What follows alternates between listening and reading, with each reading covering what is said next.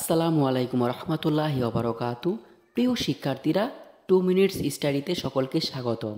আজকের ক্লাস আলোচনা করব নবম শ্রেণীর বাংলা বইয়ের ৬০ নম্বর পৃষ্ঠায় হুমায়ুন আজাদের লেখা শব্দ থেকে কবিতা প্রবন্ধটির মূল ভাব নিয়ে। প্রিয় শিক্ষার্থীরা, তাহলে চলো কথা না বাড়িয়ে মূল আলোচনায় চলে যাই। শব্দ থেকে কবিতা রচনার মূল ভাব। শব্দ থেকে কবিতা প্রবন্ধটি বাংলাদেশের বিশিষ্ট প্রাবন্ধিক ও ভাষাবিজ্ঞানী হুমায়ুন আজাদ রচিত একটি বিশ্লেষণমূলক লেখা। সাহিত্যের মধ্যে কবিতা এমন একটি বিষয় যেখানে শব্দ নিয়ে খেলা যায়, কারণ কবিতার সৌন্দর্যই এর শব্দ।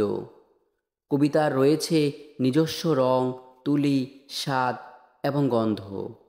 শব্দ থেকে কবিতা রচনাটিতে কবিতার শিল্পগুণ, বৈশিষ্ট্য এবং কবিতা লেখার কৌশল সম্পর্কে সহজ, সরল ও সাবলীলভাবে বর্ণনা করা হয়েছে। কবিতা পড়লে মানুষের মনের ভিতর স্বপ্ন জেগে ওঠে, ছবি ভেসে ওঠে। শব্দ নিয়ে খেলতে পারলেই লেখা যায় কবিতা। কবিদের মনে খেলা করে নতুন নতুন ছবি, নতুন ভাব ও নতুন ছন্দ। আর এজন্যই কবিরা লিখতে পারেন কবিতা।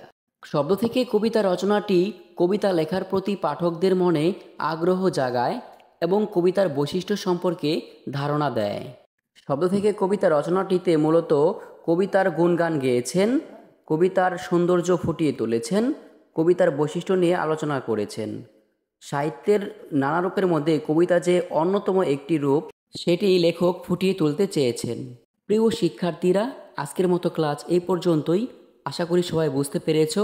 আর যদি কেউ না বুঝে থাকো তাহলে কমেন্ট বক্সে জানাবে। আর নতুন নতুন ভিডিও পেতে 2 মিনিটস স্টাডির সাথেই থেকো। ধন্যবাদ সকলকে।